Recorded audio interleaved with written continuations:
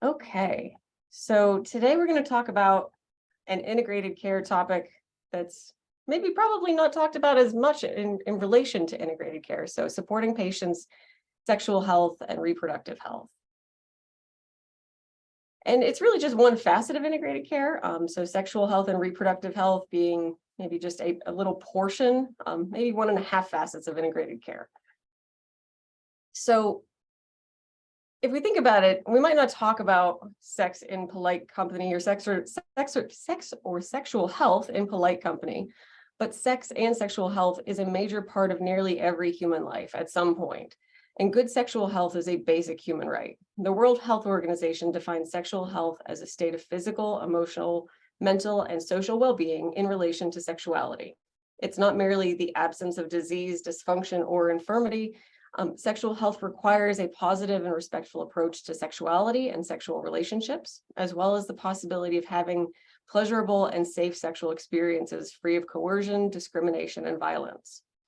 Research indicates that participants with and patients and clients with serious mental illness have lower rates of being in long-term romantic relationships, including but not limited to marriage, and they have lower rates of sexual activity in the last 3 months when surveyed. That said, like all human beings, normal sexual development for our patients with severe mental illness includes ambiguity, exploration, and changing needs over time. So I originally did a similar presentation for our first episode, Psychosis Echo, last month, which was Sexual Assault Awareness Month. And certainly it's not anymore, and I don't want to necessarily start in a bleak space, but we should be mindful of sexual assault and be aware of sexual assault all of the time. And sadly, the patients that you work with are at an elevated risk of sexual assault and intimate partner violence. In fact, this is one of the potential causes for some of the sexual and reproductive health disparities that we're going to discuss in a moment. And in the event that you work with an individual who has had military experience, particularly females, this might be worth digging into a little bit further, as the Veterans Administration has acknowledged that there's a disproportionate amount of sexual assault among female personnel.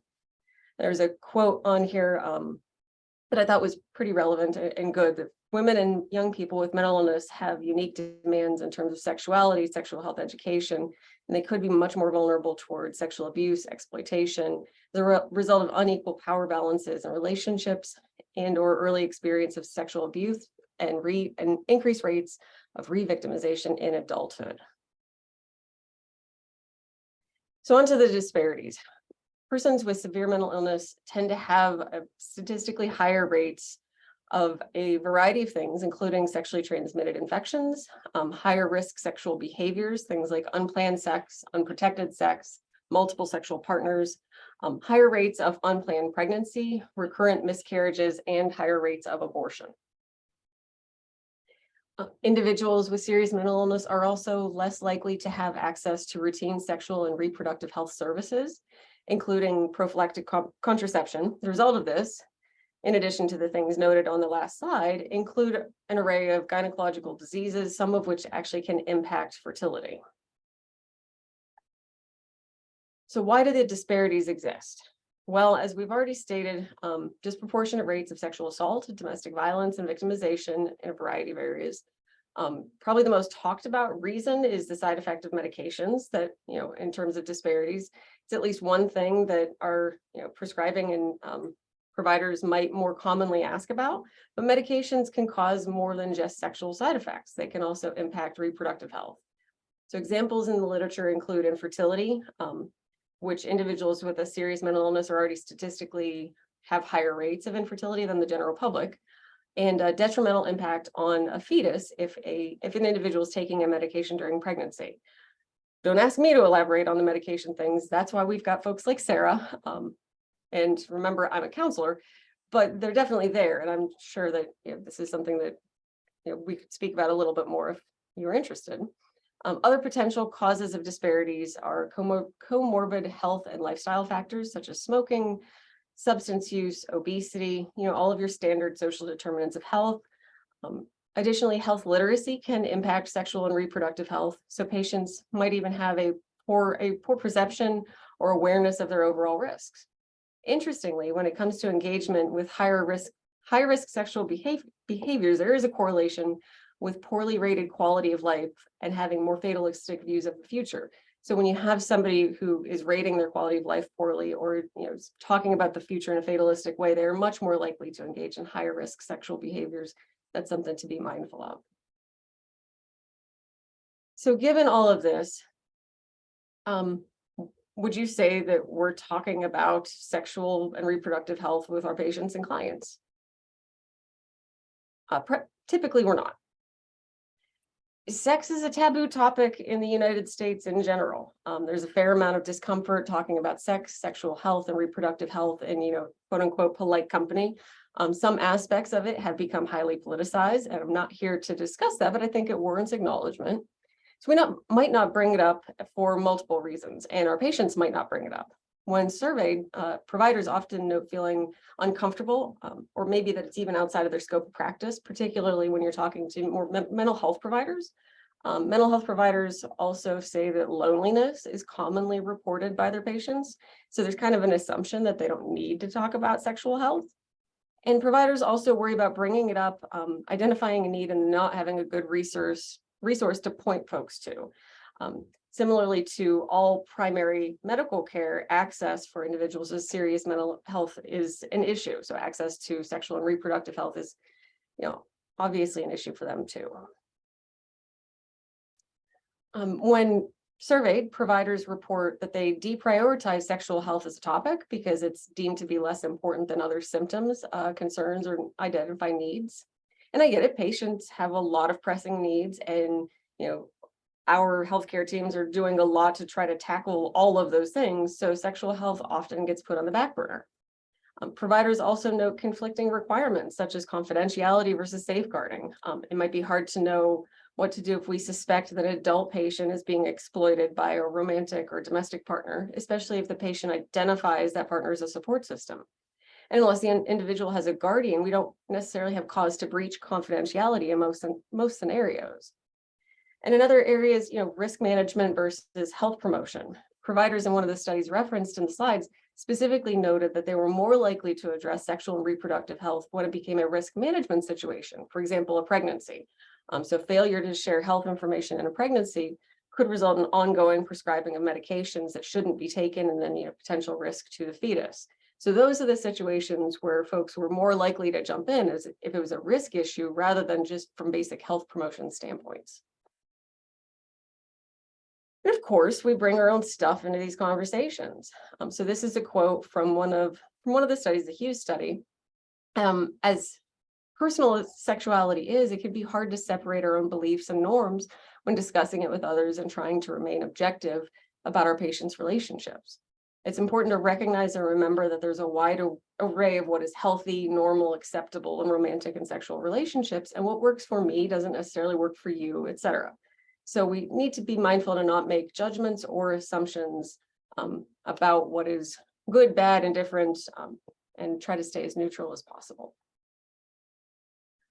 On that note, providers do sometimes have biased views and attitudes that impact how much we're talking about or not talking about sex, relationships, sexual reproductive health with our patients. One example is this false idea about patients being somehow asexual. Goodness knows how this myth originated, but it does pop up throughout the literature. Providers also might have some strong ideas about a patient's skills or abilities when it comes to parenting. And at least one of the studies showed that there was more negative judgments about the ability to parent towards mothers with serious mental illness, less so towards fathers with serious mental illness. But when it came to the moms, there's a lot more negative judgments about how good of a parent they would be. So some providers also note feeling fearful that if the patient gets into a relationship, now they have to worry about the relationship partner. If the patient has kids, they might end up fearing that they're going to have to worry then about the kids. And so essentially this fear of having additional or increased responsibility to the family rather than just their patient.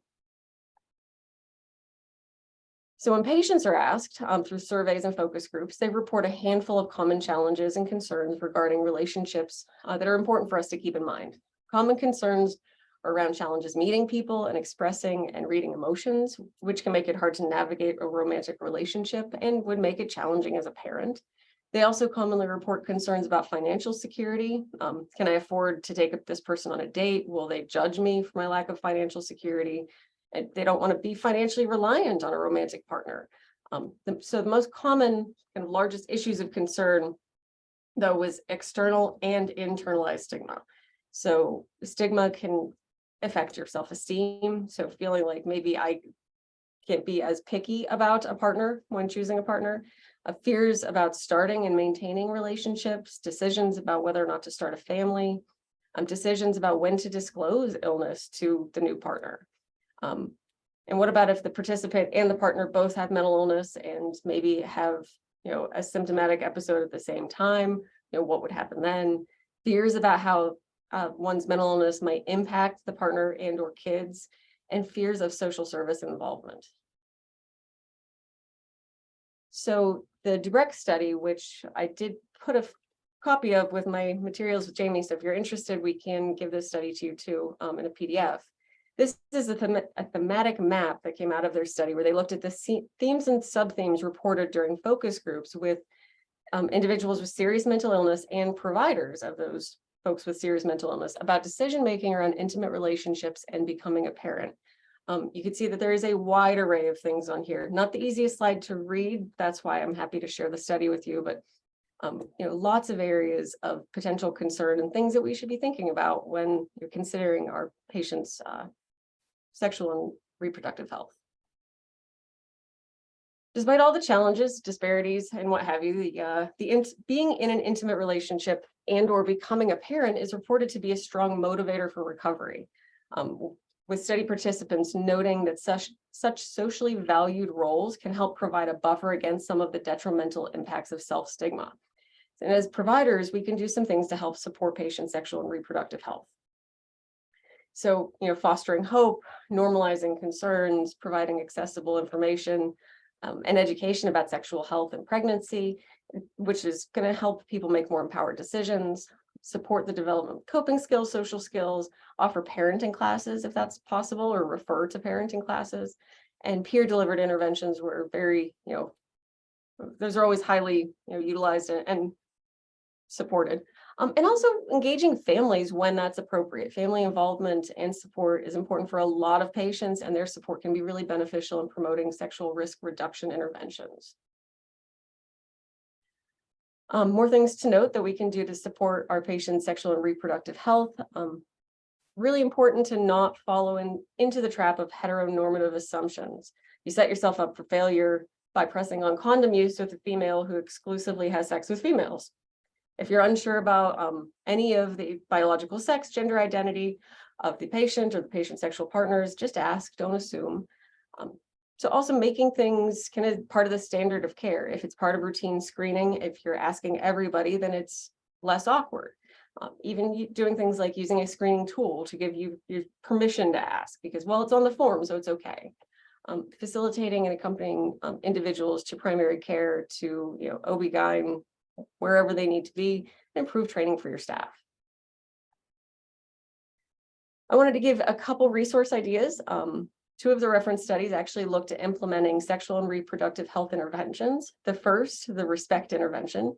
So it was 3 sessions, about 1 hour each. So a team of researchers, mental health and sexual health workers, and people with lived experience of mental health developed an intervention to help people with serious mental illness to increase their knowledge and understanding of sexual health, including types of contraception, using condoms safely, and sexually transmitted infections, and to consider safety and assertiveness in intimate relationships. It was delivered over 3 sessions, 1 hour by a trained mental health worker. It was very well received. They found that actually recruitment increased when they shifted to talking to the patients directly rather than having clinical staff try to recruit people through their work with them. And most of those who participated in the intervention attended all 3 sessions. People found it overall was comfortable and safe and acceptable to utilize. The second intervention was a follow-up to the focus groups conducted in the Dubrecht study for people with serious mental illness, conducted by 2 facilitators. So they actually created a manualized, strengths-based 16-session, metacognitively oriented, group-based psychoeducation intervention. It's actually all outlined in the study also. So it was 2 independent 8-session modules on intimate relationships and then on decisions around making or starting a family. Very detailed topics and content if that was ever something that somebody wanted to do. And the last resource is a website so it's Sex Ed for Social Change, or the Sexuality Information and Education Council of the United States.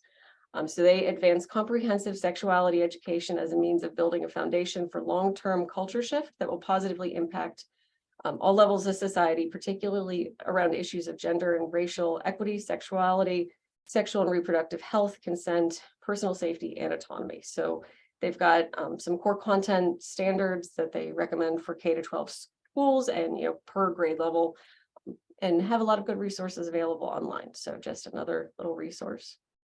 And here's some references, and I'll stop my share. And certainly open it up to any kind of questions, comments.